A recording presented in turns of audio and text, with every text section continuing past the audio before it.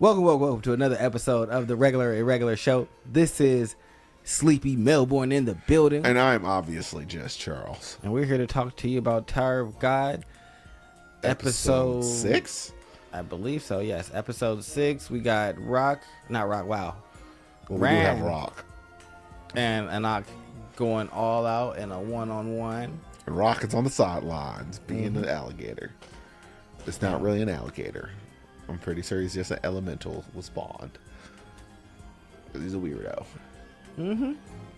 This episode really has, I'll say, 3 parts.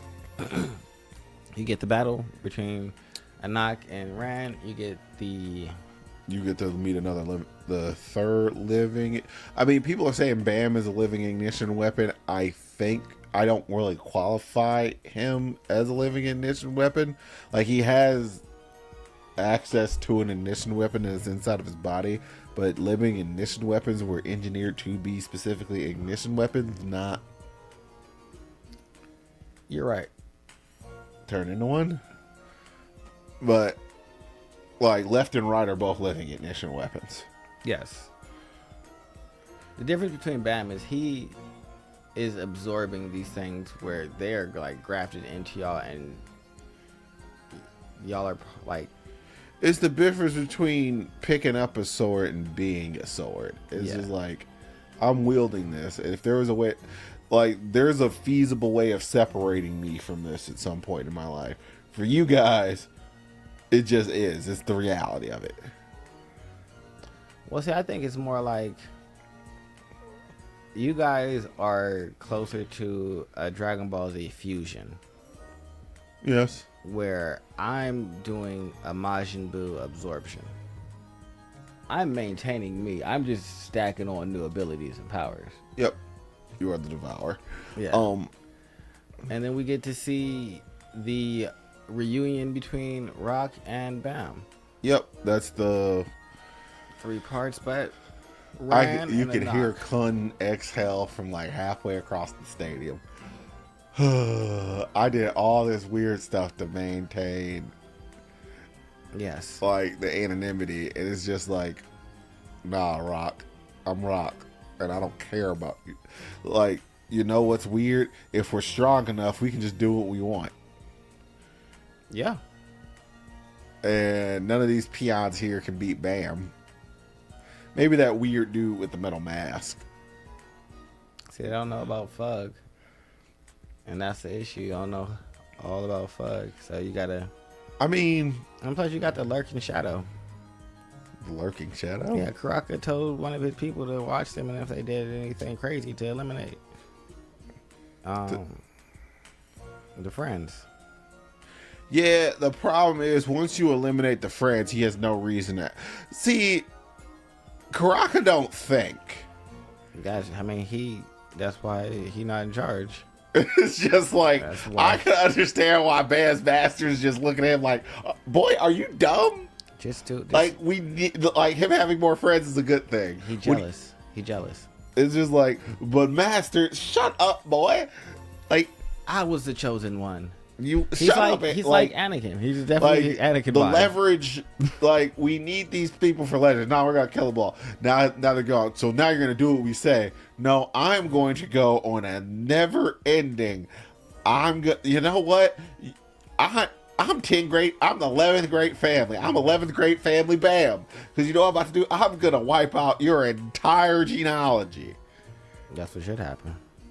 But we do get to see the end of Rock and the Coon, which is interrupted by our dude in his wonderful robe, Hercule, and Golden Bam letting know that it is a revolution, a one-hit revolution, which it literally was, one-hit revolution. It's a revolution! Oh, yeah, everybody's But I feel like confused. Except for Bam. They say that it shouldn't have gone that way because he was already out, so he shouldn't have been able to interfere in the battle. I mean, that's the issue of fighting. Well, first things first, that's the issue with leaving all those people in the water. Yeah, they should have had a net to drag them out. Or, yeah, it just shouldn't have worked like that. I'm excited to see the Mad Dog and Bam get into action. Well, we should be getting to that fairly shortly. Yes, like that's what I'm excited for. I'm excited for seeing Kun get back to Bam. It's and just them like start going together and building a team again. It's like you get to play the boys are back in town again. It's just like, man. all right, Let's get the group back finally. Like, I'm tired of the group not being back, but it's close. It's coming. Because at the end of the episode, we have Rock running into Bam. Rock don't care. And being unable to control his emotions and jumping on Bam and crying, saying, I'm so happy you're alive. He never was told to control his emotions. No one knows he's there. Kun knows. Kun knows, but Him and Kun have had a conversation.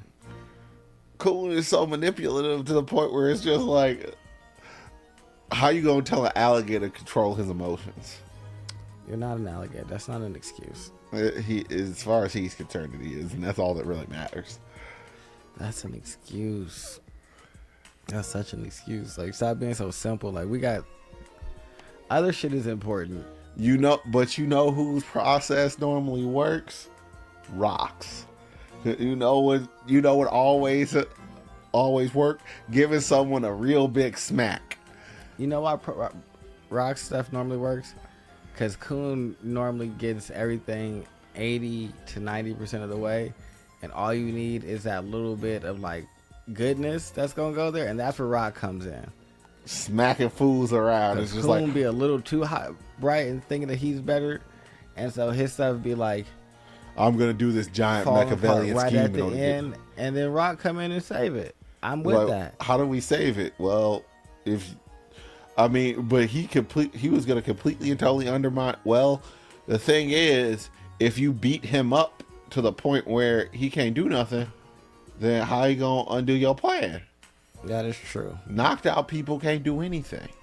But I am excited to see Rock and Bam's conversation. Bam's gonna eventually have to admit that, hey, that's the only way you're getting rid of him. Yeah, because he knows who you are. Like, he didn't ask you, he just immediately acknowledged. And Endorsi is there, and she knows who you are too, because she was looking for you. So everybody that's been looking for you and trying to basically talk about your identity is now here, and Kun is laying in the bed just hoping that things stay according to plan, which they won't. But this is by the time he was actually doing that, they were already without a plan. Oh yeah, no, completely out of plan. But he doesn't know that, so that's life. Rock wakes up and chooses violence. Yeah, because Percule messed up everything. It's Percule's fault though. So they had a bet, and it didn't matter who won between Rock and Anak, as long as not Rock, but between Ran and Anak.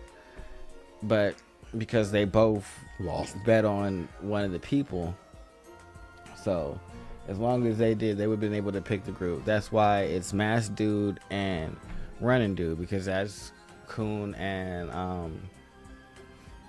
oh boy, and so they're all on the same team for real. So they were running the gambit, but then since both of them lost, they both had to drop out, and now it's all this dude's fault. So yeah, no, you get these fist and feet because you stupid. You ruined everything.